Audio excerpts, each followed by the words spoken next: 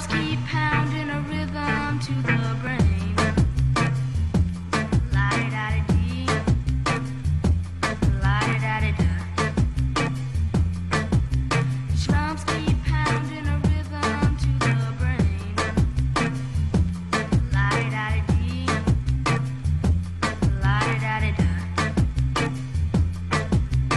Drums keep pounding a rhythm to the brain. La-di-da-di-dee, la-di-da-di-da. Drums keep pounding a rhythm to the brain. La-di-da-di-dee, la-di-da-di-da. And the beat goes on, and the beat goes on, and the beat goes on, and the beat goes on, and the beat goes on. Votre programme sur la chaîne parlementaire Assemblée nationale.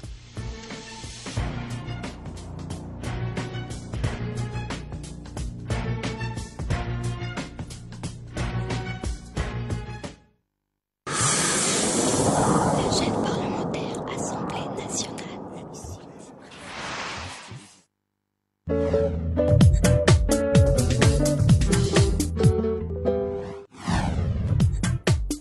C'est un conflit oublié par le reste de la planète et pourtant, depuis 2004, le Yémen est en proie à une guerre civile. En août dernier, les combats ont repris de plus belle dans le nord du pays entre les rebelles chiites et les troupes gouvernementales. C'est l'un des thèmes de Parole du Monde cette semaine. Bonsoir à tous. Au cours de l'heure et demie qui vient, vos rendez-vous sur Public Sénat, bien sûr le journal de 18h dans quelques secondes. Parmi nos invités, Irina Bokova, la nouvelle directrice de l'UNESCO. À 18h30, reportage au pays de cette dernière, justement, la Bulgarie, un pays confronté à ses minorités. À 19h, Parole du Monde avec Caroline Delage. Gros plan sur le Yémen et l'Iran. L'Iran au cœur de l'actualité. On voit ça tout de suite, le journal.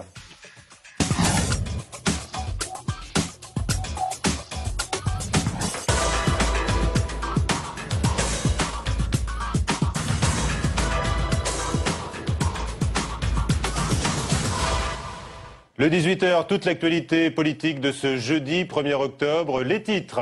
Forte réaction de l'exécutif après le meurtre d'une femme faisant son jogging dans l'Essonne. Un récidiviste a reconnu l'avoir étranglée. Nicolas Sarkozy intervient. Brice Hortefeux dénonce les juges. L'analyse dans ce journal de Jean-Marie Colombani. Martine Aubry retient son souffle. Elle espère voir confirmer ce soir sa légitimité avec le vote des militants sur la rénovation. Mais de nombreux élus font de la résistance contre le non-cumul.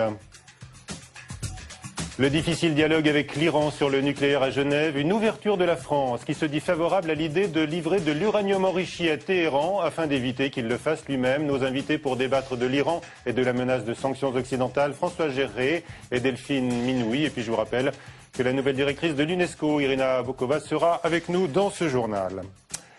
L'épilogue tragique de l'enlèvement de Marie-Christine Odo lorsqu'elle faisait son jogging à Milly-la-Forêt relance le débat sur les récidivistes. Nicolas Sarkozy a reçu tout à l'heure la famille de la victime réclamant une meilleure surveillance des condamnés ayant purgé leur peine. Sans détour, Brice Hortefeux accuse de son côté les juges d'application des peines d'avoir remis en liberté le suspect qui avait été condamné pour viol en 2002. Le meurtrier présumé pourrait d'ailleurs être impliqué dans d'autres affaires non élucidées à ce jour. Saveria Rojek. C'est ici, dans ce sous-bois de la forêt de Fontainebleau, que le calvaire de Marie-Christine Odo s'est terminé. Et depuis la découverte du corps, le drame a pris une tournure politique. Le suspect est un récidiviste. Il avait été condamné en 2002 pour viol, puis remis en liberté 5 ans plus tard. Une libération assortie de strictes mesures de contrôle. Du côté de la justice, on explique que la surveillance du condamné s'est arrêtée en novembre 2008, conformément au texte en vigueur. Mais depuis, la loi a changé. Si Manuel Dacruz sortait de prison aujourd'hui, il aurait été contraint en tant que délinquant sexuel au port d'un bracelet électronique. Insuffisant pour Frédéric Lefebvre. Le porte-parole de l'UMP prône le recours à la castration chimique. Le ministre de l'Intérieur, Brice Hortefeux, s'en prend lui directement au juge d'application des peines qui n'aurait pas dû libérer cet homme. Des propos scandaleux pour les syndicats de magistrats. Selon l'USM, les juges n'ont fait qu'appliquer la loi. Voilà, la polémique est donc très vive. Je vous propose d'écouter la réaction de Serge Portelli, vice-président du tribunal de Paris, que vient de rencontrer Bérengère Dinglat.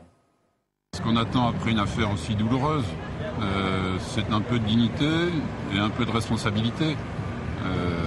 Il y a beaucoup de choses à faire dans ce dossier, savoir d'abord comment ça s'est passé, ensuite prendre en charge les parents de la victime, essayer d'attaquer les magistrats et d'en faire une affaire polémique, bassement démagogique. Je pense que c'est pas digne d'un ministre. On critique la justice parce qu'il y a eu une libération conditionnelle. Donc là, c'est le comble de l'hypocrisie, puisque il y a quelques jours, on a voté une loi pénitentiaire, dans laquelle même le gouvernement a parlé en long et en large et a fait la promotion des aménagements de peine. La libération conditionnelle est un aménagement de peine.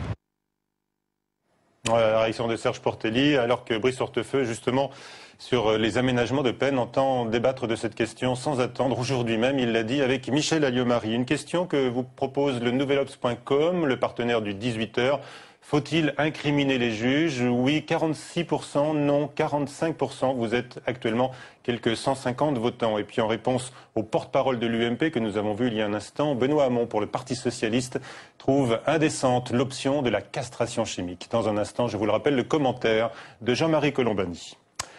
Le vote des militants sur la rénovation est la manière pour le PS d'être à l'avant-garde démocratique, lance aujourd'hui Martine Aubry dans un dernier effort de mobilisation. Le scrutin se poursuit jusqu'à 22h dans les sections du PS. À Toulouse, lors des journées parlementaires du Parti Socialiste, Fabrice Cunet a noté que les notables du parti ne sont pas très chauds sur la fin annoncée du cumul des mandats. Reportage. Ça va bien? Ça va? Oui. Sur la question du non-cumul des mandats, tous les parlementaires ont leur avis, mais c'est François Hollande qui pose le mieux le problème de conscience socialiste. Petite démonstration par l'absurde. Il faut bien prendre conscience que c'est mieux qu'ils aient des mandats que s'ils n'en avaient pas. Parce qu'une façon de régler le problème du non-cumul des mandats, ou du cumul des mandats, c'est de les perdre. Donc il faut faire ça avec intelligence. Car au Parti Socialiste, 80% des parlementaires ont un mandat local. Du coup, beaucoup craignent qu'avec cette règle du non-cumul, le PS se tire une balle dans le pied. Il faut faire attention à une chose, se l'appliquer alors que nos adversaires de la droite ne se l'appliquent pas, ça peut créer des difficultés. À Toulouse, difficile de trouver un socialiste complètement favorable au non-cumul. Seuls les proches de Martine Aubry défendent la démarche. Ça grince un peu ici ou là. Il faut faire en sorte que nous puissions respirer et on ne peut pas aspirer à faire venir une nouvelle génération de militants socialistes si toutes les places sont prises.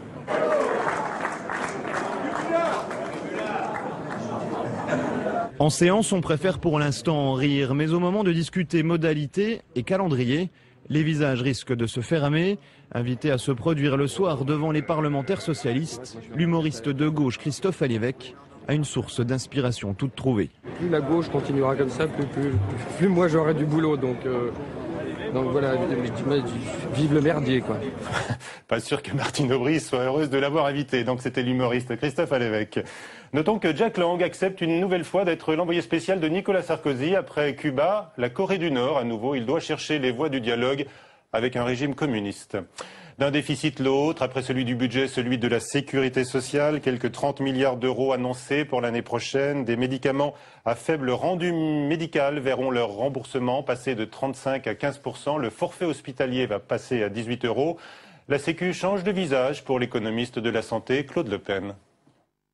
Dans l'avenir, vraisemblablement, nous aurons une sécurité sociale plus sélective, qui va choisir de manière plus attentive le type de soins qu'elle rembourse, qui fera la différence entre les soins très efficaces, les soins modérément efficaces, les soins un peu efficaces, les soins pas du tout efficaces, qui fera la différence entre les pathologies lourdes, handicapantes, invalidantes, et puis les petits bobos de la vie quotidienne. On aura vraisemblablement une sécu qui mettra de la sélectivité là où elle considérait à peu près toute maladie de manière égale. Claude Le Pen avec Bérengère Dinglat. Notez que le gouvernement annonce qu'il sera mis fin également à l'exonération de cotisations sociales sur les contrats d'assurance vie lors du décès du bénéficiaire. Les surprises de l'enquête sur la caisse noire de l'UIMM, l'Union des métiers de la métallurgie, des perquisitions ont eu lieu aujourd'hui dans les principaux syndicats étudiants. Un coup de chapeau remarqué à France Télévisions, doté d'une équipe remarquable, a déclaré aujourd'hui Frédéric Mitterrand, prise de position dont pourra se prévaloir le PDG du service public de la télé, dont le mandat prend fin l'été prochain. Dominique Strauss-Kahn délivrait aujourd'hui sa vision plutôt optimiste de la reprise devant des étudiants à Istanbul lorsqu'il a été victime d'un tir de chaussure. Le directeur du FMI, agile comme George Bush, n'a pas été atteint, même si le tir semblait moins ajusté. La séquence connaît aujourd'hui un grand succès sur Internet. Tout de suite, le décodage politique avec Jean-Marie Colombani.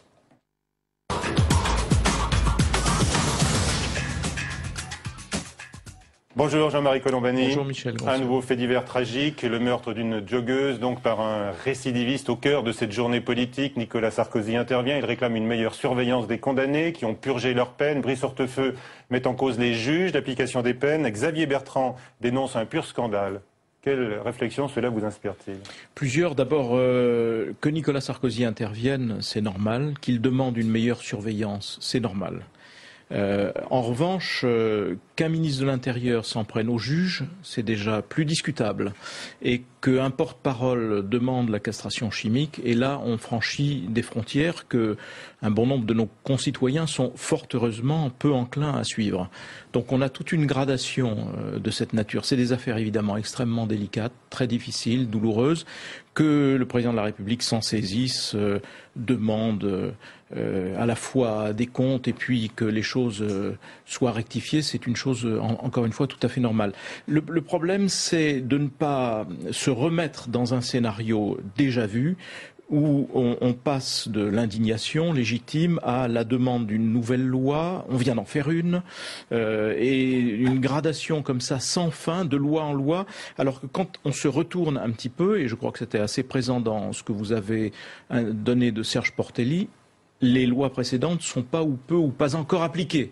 Donc on a là un risque d'escalade manifeste et dommageable, qui renvoie à une chose qui est sous-jacente à toutes ces questions pénales, qui est qu'on est dans une situation qui mérite que l'on pose deux questions. D'abord, est-ce que notre nouvelle politique pénale est génératrice de moins ou de plus de violence ? Et ensuite, est-ce que nous mettons les moyens de cette nouvelle politique pénale ? Parce que le président de la République l'avait dit lui-même, vous vous en souvenez sans doute, il y a à ce stade près de 80 000 peines prononcées, non exécutées. Si elles étaient exécutées, la population pénale doublerait, voire serait plus que multipliée par deux. Or, nos prisons sont déjà dans des situations proches de l'explosion.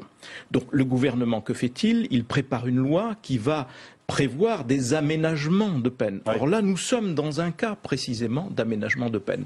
Alors voilà le contexte général. C'est pourquoi il faut être prudent et ne pas s'emballer tout de suite. Moi, je trouve que quand le président de la République demande que l'on suive mieux ce type de condamné, c'est totalement normal, légitime. Mais si le gouvernement devait s'engager à la fois dans une nouvelle escalade législative, etc., là, je pense qu'on irait probablement dans un scénario qui est un scénario de communication politique et non plus de réalisme ou de recherche d'une efficacité dans ces domaines-là. Allez, un mot, Jean-Marie Colombani, sur l'autre actualité politique du jour. C'est le vote des militants du Parti socialiste sur la rénovation, un vote proposé par Martine Aubry qui joue gros ce soir. Elle joue gros parce qu'elle joue au fond sa relégitimation. On sait qu'il y a un doute sur les scrutins, puisque on sait bien que quelque part Ségolène Royal méritait largement autant qu'elle de l'emporter. Et donc elle cherche aussi par ce moyen une façon de se relégitimer par les urnes pour pouvoir au fond, incarner ce qu'elle souhaite incarner, c'est-à-dire l'alternative à Nicolas Sarkozy. Si elle y arrive, c'est là à nouveau que pour elle, les difficultés commenceront. Mais en même temps, il y a de tels problèmes de rénovation et de réflexion au sein du PS, voire l'élection partielle de Rambouillet, qu'on voit bien qu'elle n'est pas au bout de ses peines. Alors, on va suivre particulièrement la participation des militants, hein, Jean-Marie. Absolument. Merci. À la suite du 18h, 3 questions à notre invitée, Irina Bokova, la nouvelle directrice de l'UNESCO, qui a été élue, je vous le rappelle, il y a quelques jours maintenant.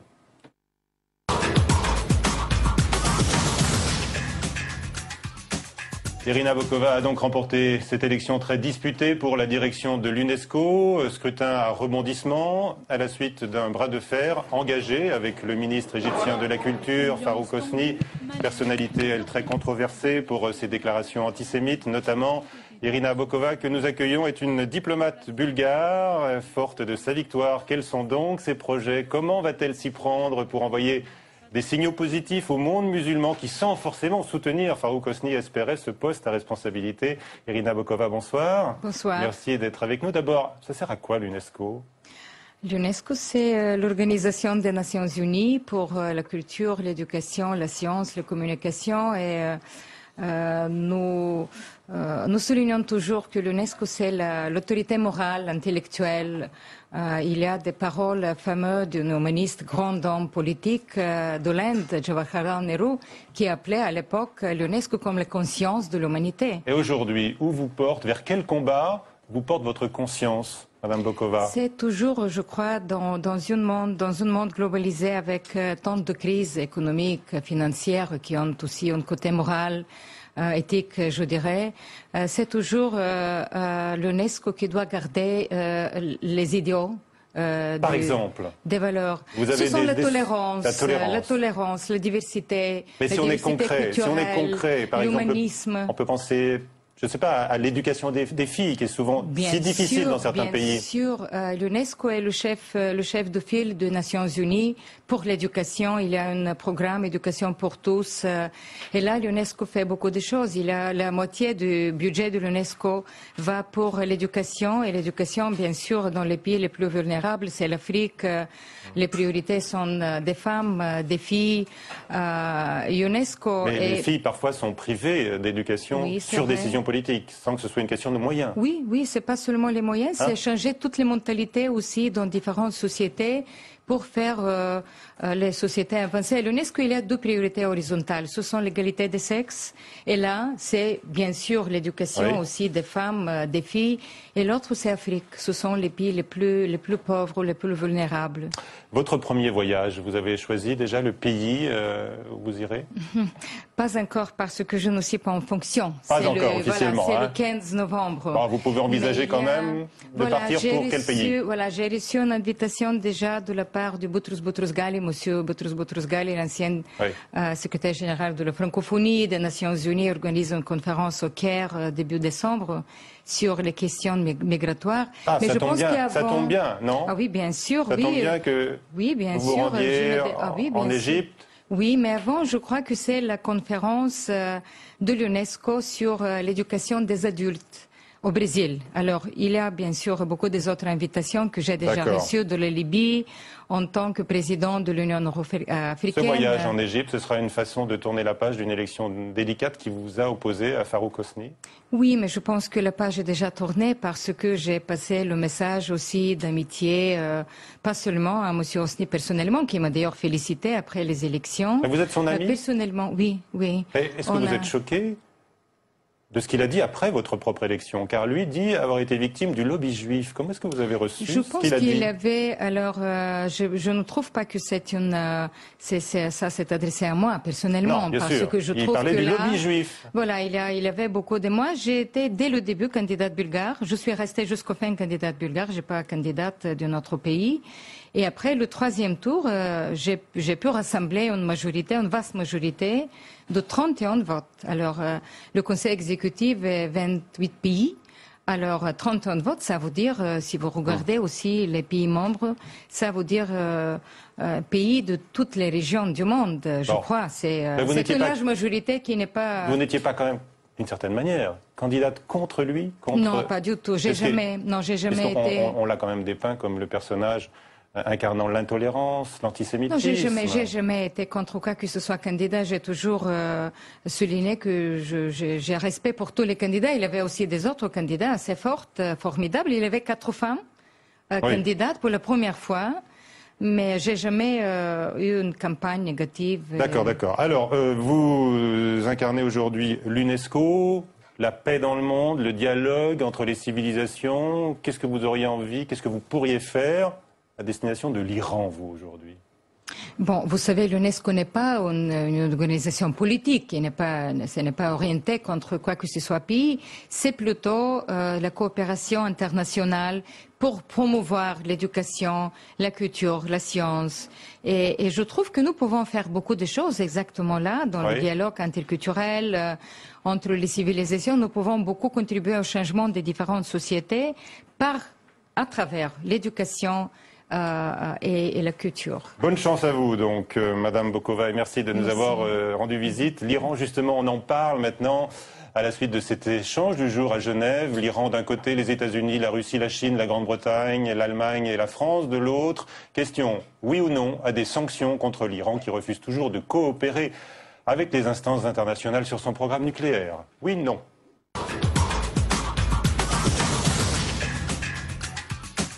Et avant d'accueillir François Géré et Delphine Minouy, les raisons d'une discorde entre Nicolas Sarkozy et Bernard Kouchner sur la question des sanctions, justement. Elles sont à l'origine de cette colère du premier sur le second l'autre soir à New York, après l'interview du chef de l'État aux 20h, Marie Cerqueira. À Genève, c'est pour le moment la méthode Kouchner qui semble s'imposer. Au terme d'une matinée de négociations entre les 6 grandes puissances en charge du nucléaire et leur homologue iranien, les discussions restent ouvertes. Comme le souhaitait il y a quelques jours le ministre français des Affaires étrangères. Pour le moment, nous ne parlons pas de sanctions ouvertement. On sait très bien que si ça se passe mal et si le dialogue ne s'entame pas comme nous le souhaitons, alors à un moment donné, nous retournerons vers des sanctions qui ont déjà été proposées. Des propos modérés qui tranchent avec ceux de Nicolas Sarkozy. Le chef de l'État, favorable à un embargo sur le carburant, a durci le ton, comme la semaine dernière à l'ONU. Qu'a amené à la communauté internationale ces propositions de dialogue ? Rien. Mais certains renvoient la communauté internationale face à ces contradictions. L'Iran dit, mais comment se fait-il que des pays comme le Pakistan ou l'Inde, qui avaient été proscrits en raison de leurs essais nucléaires, comment se fait-il qu'un pays comme Israël annonce qu'il a 200 têtes nucléaires et que nous n'ayons pas le droit? Il y a 2 poids 2 mesures. La diplomatie française semble d'ailleurs faire preuve de réalisme. La France s'est aujourd'hui déclarée favorable à l'idée que des pays tiers enrichissent de l'uranium pour un réacteur de recherche à Téhéran, afin d'éviter que l'Iran ne le fasse lui-même.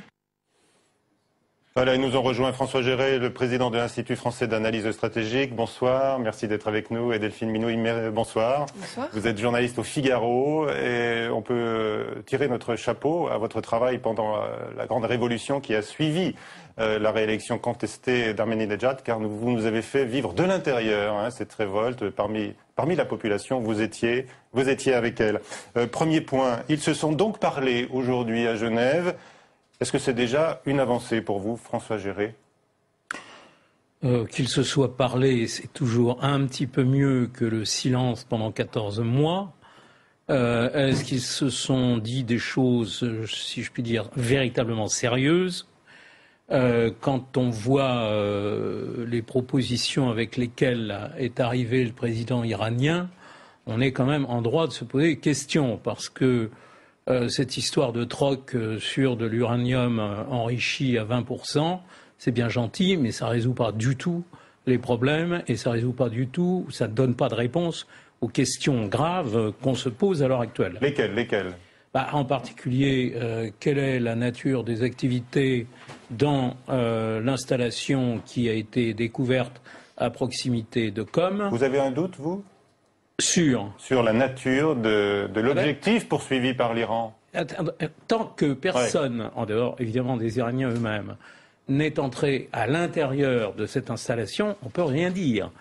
On peut penser que l'objectif, c'est effectivement d'augmenter la capacité iranienne à enrichir de l'uranium, mais est-ce qu'il y a déjà des centrifugeuses ?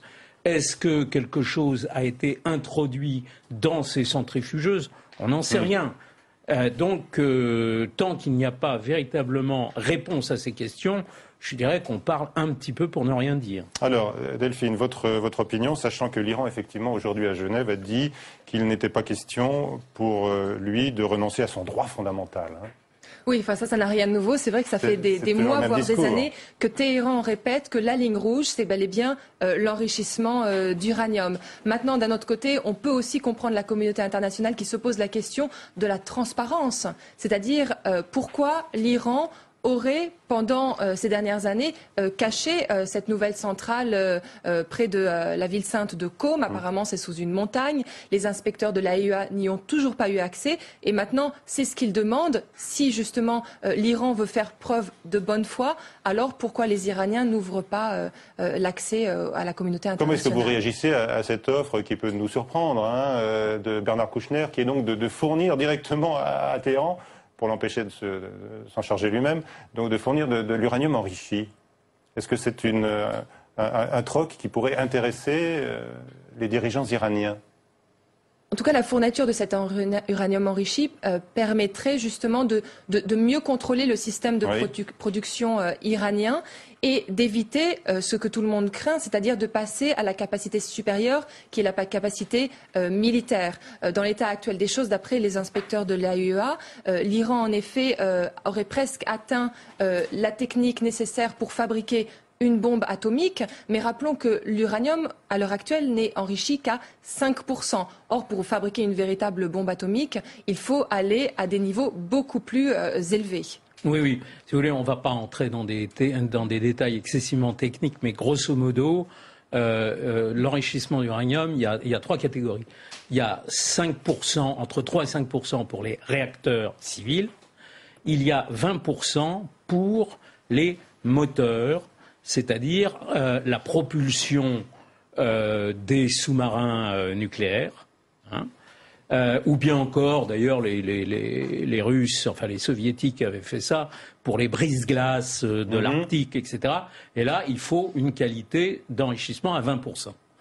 On n'est toujours pas dans la qualité militaire. La qualité militaire, c'est 90%. Est-ce que selon vous, ce soir, les perspectives de sanctions occidentales s'éloignent, alors qu'on en a beaucoup parlé, et notamment lors du G20?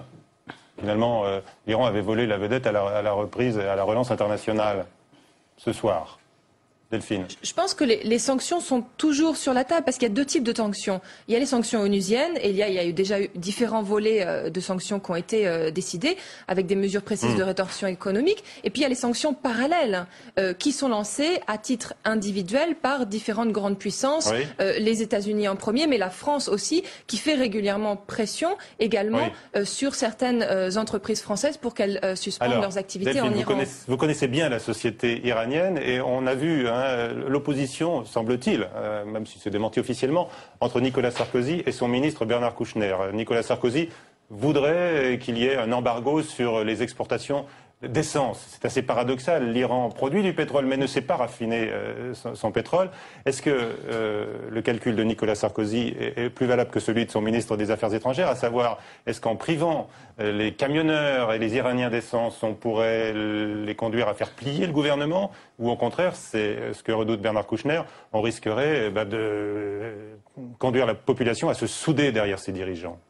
Le problème, c'est que, encore une fois, ces sanctions risquent avant tout de toucher la population et de ne pas toucher, je dirais, la tête du régime et notamment le corps des gardiens de la révolution, puisque c'est eux qui sont actuellement visés. Ces gens-là ont leur société très protégée, se sont enrichis au cours de ces dernières années, donc sanctions ou pas sur l'essence, ça ne changera rien pour eux. Ceux qui tiennent le pays ne seraient pas touchés, c'est ce que vous nous dites? Non, pas du tout, c'est la population principalement qui sera touchée. Alors maintenant, la question que se posent certains, ceux qui sont en faveur en Occident d'une théorie de changement de régime, il y en a encore avec qui on discute, qui nous disent oui, mais justement, est-ce que ça ne va pas pousser cette population à sortir dans la rue pour se plaindre des mesures de sanctions économiques? Je pense que c'est pas le facteur économique aujourd'hui qui pousse les gens à sortir dans la rue. C'est vraiment avant tout le facteur politique. On l'a vu au cours de ces derniers mois, on l'a vu après la victoire de Mahmoud Ahmadinejad. Cette contestation ressurgit. Elle est quotidienne en fait. C'est vrai qu'elle ne fait plus la une des journaux occidentaux,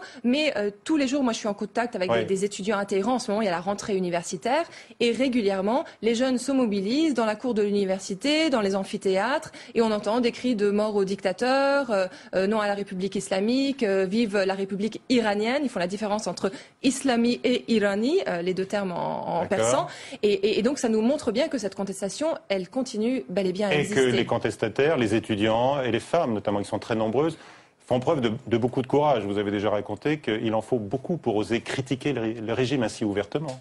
Oui, parce que par exemple, une insulte au guide suprême, enfin quelqu'un qui insulte le guide suprême est passible de la peine de mort. Mais ce qui est intéressant de noter aussi, c'est que vous évoquez les femmes et les jeunes. Oui. Mais la différence avec la contestation actuelle et par exemple les émeutes étudiantes de 99 il y a 10 ans, c'est qu'aujourd'hui, ce ne sont pas seulement les jeunes qui descendent dans la rue. C'est une frange de la population très très diversifiée. Ce sont des chefs d'entreprise, mais ce sont aussi des ouvriers. Et dans cette contestation, il y a également une grande partie de la classe politique iranienne. Des politiciens réformistes, mais également des conservateurs qui étaient d'anciens alliés d'Ahmadinejad et qui contestent à l'heure actuelle le système. Est-ce que ce mouvement pourrait être stoppé indéfiniment, François Géré ?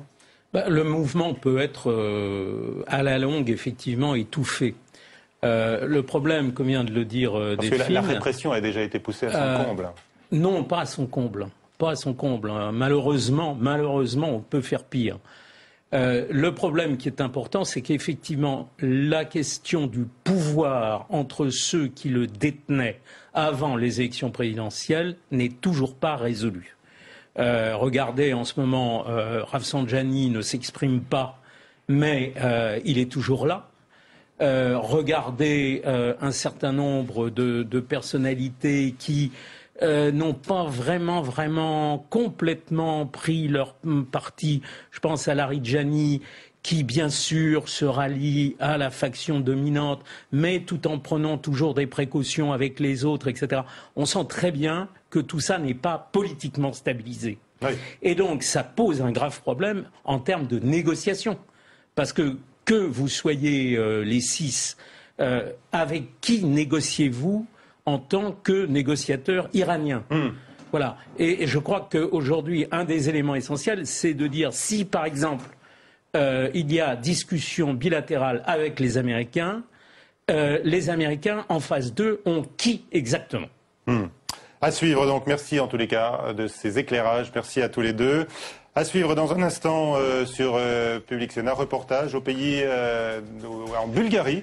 Le pays donc de la nouvelle directrice de l'UNESCO qu'on avait avec nous il y a un instant, un pays confronté à ses minorités.